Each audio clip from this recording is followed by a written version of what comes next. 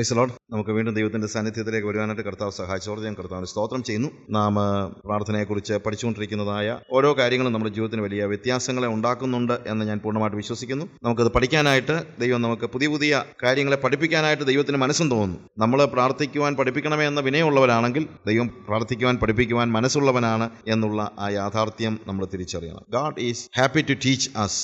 ഇത് ആർക്ക് വേണ്ടിയാണ് ദൈവം ഇതെല്ലാം ചെയ്തിരിക്കുന്നത്? After all it is for us, ഇല്ലേ? നമുക്ക് വേണ്ടിയാണ് ഈ കാര്യങ്ങളെല്ലാം ചെയ്തിരിക്കുന്നത്. നമ്മൾ പഠിച്ച കാര്യങ്ങളെക്കുറിച്ച് ജസ്റ്റ് ഞാനൊന്ന് പറയട്ടെ. ഒന്നാമത്, വി നീഡ് ടു പ്രാർത്ഥിക്കാൻ പഠിപ്പിക്കണമെന്ന് പറയാനുള്ള വിനയം നമുക്ക് വേണം. അത് തന്നെയല്ല, നമ്മൾ പ്രാർത്ഥിച്ചുകൊണ്ടിരുന്നത് തെറ്റായ വഴിയിലൂടെയാണെങ്കിൽ ആ വഴി വിട്ടിട്ട് മടങ്ങി വന്ന് ദൈവത്തിൻ്റെ ഹിതപ്രകാരമുള്ള പ്രാർത്ഥനയിലേക്ക് പോകാനായിട്ട് നമ്മൾ തയ്യാറാകണം. എങ്ങനെ പഠിക്കണം, എങ്ങനെ പ്രാർത്ഥിക്കണമെന്ന് പറയുമ്പോൾ കർത്താവ് പഠിപ്പിക്കുന്നത് ഒന്നാമത് പറയുന്നത് എന്താണ്?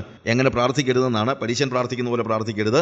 പരീശൻ്റെ പ്രാർത്ഥനയുടെ പ്രത്യേകത മനുഷ്യർക്ക് വിളങ്ങേണ്ടതിനാണ് അവൻ പ്രാർത്ഥിക്കുന്നത്. അവൻ സ്വയനീതിയിൽ നിന്നുകൊണ്ടാണ് പ്രാർത്ഥിക്കുന്നത്. എന്നാൽ പ്രാർത്ഥന നമ്മുടെ രഹസ്യത്തിൽ കാണുന്ന പിതാവിനോടായിരിക്കണം. ഊഷ്മളമായ ഒരു ബന്ധം കർത്താവുമായിട്ട് നമ്മൾ സൂക്ഷിക്കേണ്ടത് അത്യാവശ്യമാണ്. അതുപോലെ നിങ്ങൾ ജാതികളെ പോലെ പ്രാർത്ഥിക്കരുത്. അവർ ജൽപ്പനം ചെയ്യുന്നു. അവർ ഓരോ വാക്കുകൾ ഉച്ചരിക്കുമ്പോൾ അവർക്ക് തന്നെ അറിയത്തില്ല അവരെന്തോ പറയുന്നുള്ളത്. എന്നാൽ നമ്മൾ പ്രാർത്ഥിക്കുമ്പോൾ അങ്ങനെ ജൽപ്പനമാകരുത്. നമ്മുടെ വായിലൂടെ വരുന്ന വാക്കുകൾ നമ്മുടെ തലയിലൂടെ കയറി ഹൃദയത്തിലൂടെ കയറി അതെന്താണെന്നുള്ള തിരിച്ചറിവോടുകൂടെ സെൻസിബിൾ ആയിരിക്കണം. അതുകൊണ്ടാണ് ജോൺ ബെനിയൻ പറഞ്ഞത് പ്രേയർ ഷുഡ് ബി സെൻസിബിൾ. അപ്പോൾ സെൻസിബിൾ ആയിരിക്കണം നമ്മുടെ പ്രാർത്ഥന എന്ന് തന്നെയല്ല, അതിന് ഒരു we should be sensitive towards God. And ദൈവത്തോട് നമ്മൾ എപ്പോഴും എന്താണ്? സെൻസിറ്റീവ് ആയിരിക്കണം.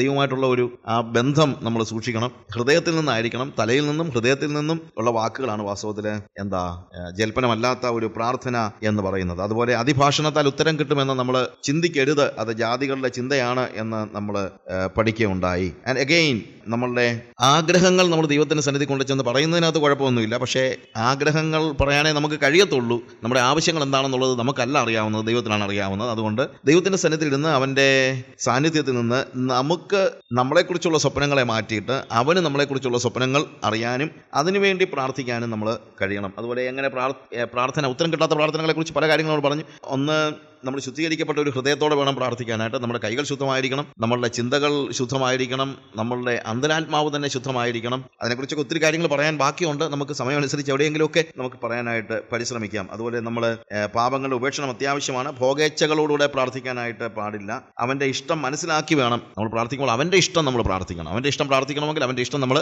മനസ്സിലാക്കണം. അവൻ്റെ ഇഷ്ടം മനസ്സിലാക്കണമെങ്കിൽ നമ്മൾ അവനിൽ ചേർന്ന് വസിക്കുന്ന ഒരു സ്റ്റേജ് ഉണ്ടാകണം എന്നാണ് നമ്മൾ കണ്ടത്. അതിനുവേണ്ടി അവൻ്റെ വചനം നമ്മൾ വസിക്കണം. അവൻ്റെ വചനം എന്ന് പറയുന്നത് അവൻ്റെ ഹൃദയമാണ്. കാര്യം എൻ്റെ വായിലൂടെ ഞാൻ സംസാരിക്കുന്ന എൻ്റെ ഹൃദയത്തിൻ്റെ എക്സ്പ്രഷനാണ്. ഇതുപോലെ തന്നെ ദൈവം നമ്മളോട് സംസാരിക്കുന്ന അവൻ്റെ വചനം എന്ന് പറയുന്നത് തീർച്ചയായും അവൻ്റെ ഹൃദയമാണ്. അതുകൊണ്ട് അവൻ്റെ ഹൃദയം അറിയാനുള്ള ഏറ്റവും നല്ല മാർഗ്ഗം എന്താണ്? അവൻ്റെ വചനം നമ്മൾ തിരിച്ചറിയാന്നുള്ളത്, അവൻ്റെ വചനം നമ്മളിൽ വസിക്കുക എന്നുള്ളത്. If you abide in me and if my word abides in you then you ask anything and I am going to give you. എന്തുകൊണ്ടാണ്? എന്തും ചോദിച്ചു. ആദ്യം പറഞ്ഞ അവൻ്റെ ഇഷ്ടം എന്താണെന്ന് പറഞ്ഞാൽ അത് പ്രാർത്ഥിക്കണം. രണ്ടാമത് പറയാണ് നിനക്ക് എന്തോ ഇഷ്ടമാണെങ്കിലും പ്രാർത്ഥിച്ചോളാൻ. പക്ഷേ രണ്ടാമത്തെ കാര്യം വരുന്നതിന് മുമ്പുള്ള ഒരു പ്രീറിക്വിസിറ്റ് എന്താണ്? നിങ്ങൾ എന്നിലും എൻ്റെ വചനം നിങ്ങളിലും വസിക്കുക. അങ്ങനെ വസിക്കുമ്പോൾ കൊമ്പ് മുന്തിരിവള്ളിയിൽ വസിക്കുന്നത് പോലെ എന്താണ്? നമ്മുടെ ഇച്ഛകളെ തന്നെ കർത്താവ് ശുദ്ധീകരിച്ചിട്ട് അവൻ്റെ ഇഷ്ടം നമ്മുടെ ഇഷ്ടമായി തീരുന്ന ഒരു സ്റ്റേജ് വരുമ്പോൾ പിന്നെ നമ്മൾ പ്രാർത്ഥിക്കുന്നത് നമ്മുടെ ഇഷ്ടമല്ല, ശരിക്കും നമ്മുടെ ഇഷ്ടമാണ്, നമുക്കും ഇഷ്ടമാണ്, ദൈവത്തിനും ഇഷ്ടമാണ്. അപ്പോൾ നമ്മുടെ ഇഷ്ടവും ദൈവത്തിൻ്റെ ഇഷ്ടവും തമ്മിലുള്ള ഒന്നായിത്തീരുന്നതായ ഒരു സ്റ്റേജ്. അപ്പോൾ അവൻ്റെ ഇഷ്ടപ്രകാരം പ്രാർത്ഥിക്കണം. അവൻ്റെ ഇഷ്ടമറിയാൻ അവനിൽ വസിച്ചുകൊണ്ട് പ്രാർത്ഥിക്കണം. അവൻ്റെ വചനം നമ്മളിൽ വസിക്കണം. പിന്നെ നമ്മൾ പറഞ്ഞ പാരഡോക്സസ് പെട്ടെന്ന് ഞാൻ ഓടിച്ചു പറയായിരുന്നു. അതിനെക്കുറിച്ചൊക്കെ പിന്നീട് വിശദീകരിക്കാൻ സമയമനുസരിച്ച് നമുക്ക് പറയാം. 2 പാരഡോക്സസ് ആണ്. പാരബിൾസ് നമ്മൾ പറയുമെങ്കിലും ലൂക്കോസിന്റെ സുവിശേഷം 11-ാം അധ്യായത്തിൽ നമ്മൾ കാണുന്ന സ്നേഹിതൻ 3 അപ്പം വായ്പ ചോദിക്കുന്ന കാര്യം എന്ന് പറയുന്നത് ദൈവത്തെ അങ്ങനെ ബുദ്ധിമുട്ടിക്കണമെന്നല്ല. അങ്ങനെ പലപ്പോഴും ആളുകൾ വന്ന് പഠിപ്പിക്കുന്നത് അല്ലേ? ആളുകൾ പഠിപ്പിക്കുന്നത് നിങ്ങൾ ദൈവത്തെ ബുദ്ധിമുട്ടിക്കുമ്പോൾ പിന്നെ ദൈവത്തിനൊന്നും ചെയ്യാൻ വയ്യാതെ എഴുന്നേറ്റ് വന്ന് തരും. പക്ഷേ കർത്താവ് പറയുന്നത് അങ്ങനല്ല. നിങ്ങൾ അങ്ങനെയാണെങ്കിൽ നിങ്ങളുടെ സ്നേഹിതൻ അങ്ങനെ ആയിരിക്കാം, പക്ഷേ ദൈവം ഒരിക്കലും അങ്ങനെ അല്ല. ദൈവത്തെ അങ്ങനെ ബുദ്ധിമുട്ടിക്കേണ്ട കാര്യമില്ല. അല്ലാതെ തന്നെ ദൈവം അത് തരാനായിട്ട് ഒരുക്കമുള്ളവനാണ്. അതുപോലെ വൃതന്മാരുടെ കാര്യത്തിലും ദൈവം ദീർഘക്ഷമയുള്ളവനാണെങ്കിലും നമ്മൾ ഉദ്ദേശിക്കുന്നത് പോലെ എന്താണ് ഒരിക്കലും ദൈവം ദീർഘക്ഷമയുള്ളവെന്നുള്ള വാക്ക് നമ്മൾ പ്രത്യേകിച്ച് ശ്രദ്ധിക്കണം. അവിടെ പറഞ്ഞൊരു പ്രധാനപ്പെട്ട കാര്യം എന്നാണ്. അതായത് ദീർഘക്ഷമയുള്ളവനാണെങ്കിലും തൻ്റെ വൃതന്മാരുടെ കഷ്ടതയും ദുരിതവും ഒരുപക്ഷെ മരണവും തുടർമാനമായി സംഭവിക്കുന്ന സമയത്ത് ദൈവത്തിന് ഇൻ്റർവീൻ ചെയ്താലേ പറ്റുള്ളൂ. അതിന് ദൈവം ഇൻ്റർവീൻ ചെയ്യുമെന്നുള്ളതിന് നിങ്ങൾക്ക് സംശയം വേണ്ട. അനീതിയുള്ള ന്യായാധിപൻ പോലും വിധവയെ പേടിച്ച് അങ്ങനെ ചെയ്യുമെങ്കിൽ നിങ്ങളുടെ സ്വർഗസ്ഥ പിതാവ് എത്ര അധികമായിട്ട് ആ കാര്യം ചെയ്യും. അതുകൊണ്ട് നിങ്ങളുടെ സ്വർഗ്ഗസപിതാവ് ആ അനീതിയുള്ള ന്യായാധിപനെ പോലെ ആണെന്നല്ല, അനീതിയുള്ള ന്യായാധിപനെ പോലെ അല്ല എന്നാണ് പറയുന്നത്. അപ്പോൾ ഉപമ എന്ന് പറയുന്നതിനേക്കാൾ കുറെ കൂടെ ശരി എന്താണ്? അതൊരു പാരഡോക്സ് ആണ്. അതായത് അവനെ പോലെ അല്ല, ആ അനീതിയുള്ള ന്യായാധിപനെ പോലെ അല്ല ദൈവം. അതിന്റെ ആവശ്യം പോലും ഇല്ല. വിധവ കിടന്ന് കഷ്ടപ്പെട്ട് പല പ്രാവശ്യം അവനെ ബുദ്ധിമുട്ടിച്ചതുകൊണ്ടാണ് അയാൾ അത് ചെയ്തു കൊടുത്തത്. പക്ഷേ ദൈവത്തിന് അങ്ങനെ ബുദ്ധിമുട്ടിക്കേണ്ട കാര്യമൊന്നുമില്ല. യു ജസ്റ്റ് ആസ്ക്, അത്ര മാത്രമാണ് പറയുന്നത്. ഇനിയിപ്പോൾ ചില കാര്യങ്ങൾ ഇതേപോലെ തന്നെ പെട്ടെന്ന് പറഞ്ഞു പോവുകയാണ്. അതിനുശേഷം നമുക്ക് കുറെ കൂടെ ഡീപ്പായിട്ട് എപ്പോഴെങ്കിലും, അതായത് ഇതിങ്ങനെ അടുക്കി ഇങ്ങനെ പറഞ്ഞു പോകുന്ന കൂട്ടത്തിൽ ചില കാര്യങ്ങൾ ഞാൻ മറ്റ് ചില ഭാഗങ്ങളിലേക്ക് മാറ്റി വെക്കുന്നുണ്ട്. കാര്യം എന്ന് വെച്ച് കഴിഞ്ഞാൽ ഇങ്ങനെ സിസ്റ്റമാറ്റിക്കായിട്ട് കുറേ കാര്യങ്ങൾ പഠിച്ചേച്ച് പോകാൻ മാത്രമല്ല നമ്മൾ ഇരിക്കുന്നത്. നമുക്ക് വചനം എന്തായി തീരണം, നമ്മൾ ഇന്നലെ പറഞ്ഞ പോലെ ആത്മാവും ജീവനുമായി തീരേണ്ടത് ആവശ്യമാണ്. സ്തോത്രത്തോടുകൂടി അടുത്തായിട്ട് നമ്മൾ കേൾക്കുന്ന ഒരു കാര്യമാണ്, നിങ്ങളുടെ ആവശ്യങ്ങൾ നിങ്ങൾ സ്തോത്രത്തോടുകൂടി അറിയിക്കണം. ഫിലിപ്പിയ ലേഖനം 4-ാം അധ്യായത്തിന്റെ 6-7 വാക്യങ്ങൾ നമ്മൾ വായിക്കുമ്പോൾ, ഒന്നിനെക്കുറിച്ചും വിചാരപ്പെടരുത്, എല്ലാറ്റിലും പ്രാർത്ഥനയാലും അപേക്ഷയാലും നിങ്ങളുടെ ആവശ്യങ്ങൾ സ്തോത്രത്തോടുകൂടെ ദൈവത്തോട് അറിയിക്കുകയത്രേ വേണ്ടത്. നോക്കുക, ഒന്നിനെക്കുറിച്ചും വിചാരപ്പെടരുത്, സ്തോത്രത്തോടുകൂടെ അറിയിക്കുകയാണ്. നമ്മുടെ ആവശ്യങ്ങൾ സ്തോത്രത്തോടുകൂടെ അറിയിക്കുകയാണ് വേണ്ടത്. നമ്മളെല്ലാം, ഞാൻ പറഞ്ഞല്ലോ, ഈ വചനം വെറും വാക്കുകളായി വരുന്നതിന്റെ ഒരു വലിയ പ്രശ്നമുണ്ട്. അതുകൊണ്ട് ആളുകൾ ഒന്ന് പറയുന്നത് എന്താണെന്നറിയാമോ? സഹോദരന്മാരെ, വേദപുസ്തകത്തിൽ പറഞ്ഞിട്ടുണ്ട്, നിങ്ങൾക്ക് എന്തെങ്കിലും ആവശ്യമുണ്ടെങ്കിൽ നിങ്ങൾക്ക് ലഭിച്ചതിനായി സ്തോത്രം ചെയ്യാം. കർത്താവ് എനിക്ക് കാറ് കിട്ടിയതിനായി സ്തോത്രം എന്ന് പറഞ്ഞു കഴിഞ്ഞാൽ ഉടനെ കർത്താവ് കാറ് തരും. ഇതൊക്കെ പറഞ്ഞു കഴിഞ്ഞാൽ ഈ ശരിക്കും പറഞ്ഞു കഴിഞ്ഞാൽ ദൈവികത എന്താണെന്ന് തിരിച്ചറിയാൻ വയ്യാത്തതുകൊണ്ടാണ്. ദൈവത്തിന്റെ വചനം ആത്മാവാകാത്തതിന്റെ പ്രോബ്ലമാണ്. എന്താ അതിൻ്റെ അർത്ഥം? സ്തോത്രത്തോടുകൂടെ അറിയിക്കുക എന്ന് പറഞ്ഞു കഴിഞ്ഞാൽ എന്താ അതിൻ്റെ അർത്ഥം? അതിൻ്റെ കൂട്ടത്തിലൊരു സ്തോത്രം കൂടെ പറയുന്നതാണോ? നമ്മുടെ ആവശ്യങ്ങളൊക്കെ പറയുന്നതിൻ്റെ കൂട്ടത്തിലൊരു സ്തോത്രം കൂടെ പറഞ്ഞു കഴിഞ്ഞാൽ പിന്നെ ദൈവം തരാതിരിക്കാൻ പറ്റുമോ? കാര്യം സ്തോത്രത്തോടുകൂടെ അറിയിക്കുക അത്ര, നിങ്ങളുടെ ആവശ്യങ്ങൾ സ്തോത്രത്തോടുകൂടെ അറിയിക്കുക അത്ര വേണ്ടത്. അങ്ങനെയല്ല അതിൻ്റെ അർത്ഥം. ഈ വാക്യം അത് തന്നെ ഒന്ന് വായിച്ചു നോക്കിയാൽ, ഒന്നിനെക്കുറിച്ചും അവിടുന്ന് അതിൻ്റെ തുടക്കം, അവിടെ തൊട്ട് തുടങ്ങാതെ രണ്ടാമത്തെ വാക്യം വായിച്ചിട്ട് യാതൊരു അർത്ഥമില്ല. നമ്മളുടെ പ്രാർത്ഥനകളുടെ ഒരു വലിയ പ്രത്യേകത എന്നറിയാമോ? നമ്മളുടെ പ്രാർത്ഥന പലപ്പോഴും it is not out of faith, it is out of fear. നമ്മളുടെ പ്രാർത്ഥന പലപ്പോഴും വിശ്വാസത്തിൽ നിന്നല്ല, ഭീതിയിൽ നിന്നാണ്. ഭീതിയിൽ നിന്ന് പ്രാർത്ഥിക്കുന്ന ഒരാൾക്ക് ഒരിക്കലും എന്ത് ചെയ്യാൻ പറ്റത്തില്ല? വിചാരപ്പെടാതിരിക്കാൻ പറ്റത്തില്ല. When I fear something I worry naturally. എനിക്ക് എൻ്റെ ഭാവിയെക്കുറിച്ച് പേടിയാണെങ്കിൽ ഞാൻ ഭാവിയെക്കുറിച്ച് വിചാരപ്പെട്ടുകൊണ്ടേയിരിക്കും. നമ്മുടെ ആളുകൾ എന്തുകൊണ്ടാണ് വിചാരപ്പെടുന്നത്? ഭാവിയിൽ എന്ത് സംഭവിക്കും എന്നുള്ളതിനെ കുറിച്ചുള്ള പേടിയുള്ളത് കൊണ്ടല്ലേ. പേടിയില്ലെങ്കിൽ വല്ല വിചാരം ഉണ്ടാവും, എന്തെങ്കിലും നടക്കണം, എന്തെങ്കിലും നടക്കണം, I don't care what is happening because I know my future is in the hands of the Lord എന്ന് കൃത്യതയോടുകൂടെ പറയുന്ന ആളുകൾക്ക് എന്തില്ല?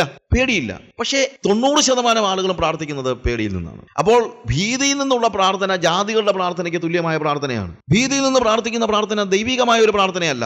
അതുകൊണ്ട് ഇവിടെ പൗലോസ് നിങ്ങൾ സ്തോത്രത്തോടുകൂടെ അറിയിക്കണമെന്ന് പറയുമ്പോൾ he is not asking you just to repeat a word like praise the Lord, I praise God for എന്ന് പറഞ്ഞ് എന്തെങ്കിലും ഒരു കാര്യം കൂടെ പറയുന്നതിനകത്തല്ല, വാക്കുകളല്ല അതിനകത്തെ അർത്ഥം. എന്താണ് ആ സ്തോത്രം? നമ്മുടെ ഹൃദയത്തിൽ നിന്നുണ്ടാകുന്നത്. ഞാൻ I will read it in English. അതിന്റെ 4-ാമത്തെ വാക്യം മുതൽ വായിക്കുമ്പോൾ അത് കുറച്ചുകൂടെ ക്ലിയർ ആണ്. Rejoice in the Lord always. Again I say rejoice. Let all men know your forbearance, for the Lord is at hand. Have no anxiety about anything, but in everything by prayer and supplication with thanksgiving let your request be made known to God. അവിടെ എഴുതിയിരിക്കുന്ന വാക്ക് വിത്ത് thanks giving എന്നാണ്. അല്ല, നമ്മൾ ഉദ്ദേശിക്കുന്ന പോലെ സ്തോത്രം എന്നുള്ളൊരു വാക്ക് കൂടുന്നതല്ല.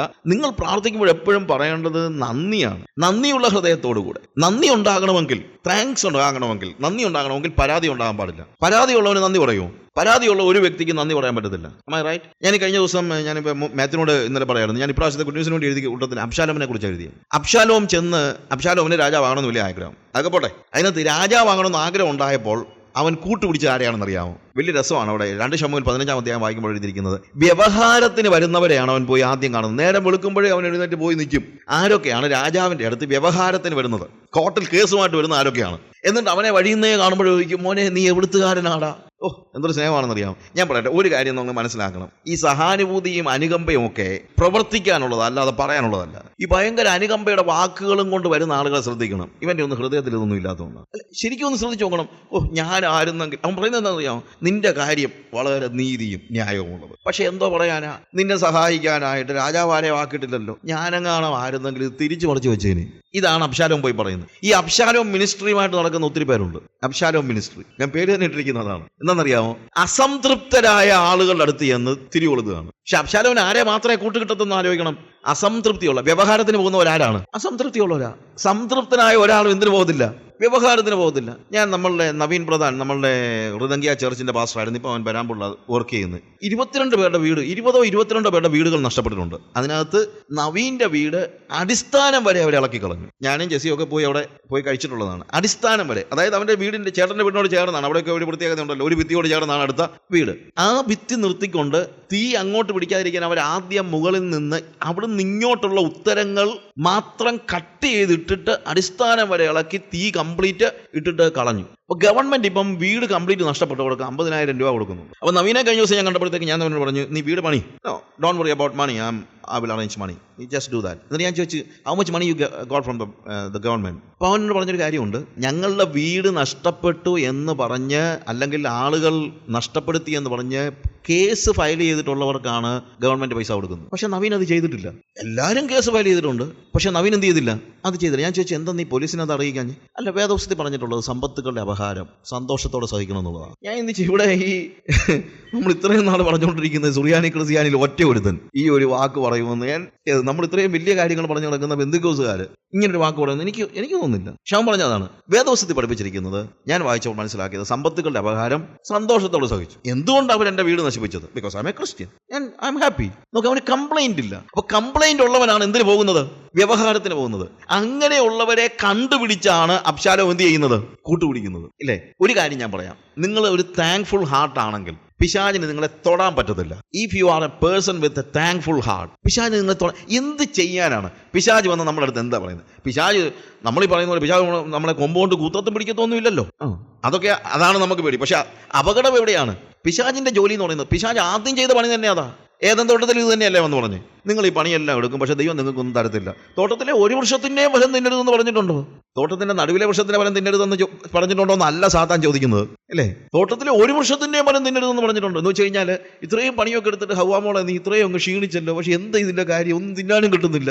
ദൈവം ഒത്തിരി പണിയെല്ലാം നിന്നെ കൊണ്ട് ചെയ്യിക്കും, പക്ഷെ അതിനുള്ള കാര്യങ്ങളൊന്നും തരത്തില്ല. പിശാച് നമ്മളോട് പറയുന്നത്, I do not get what I deserve.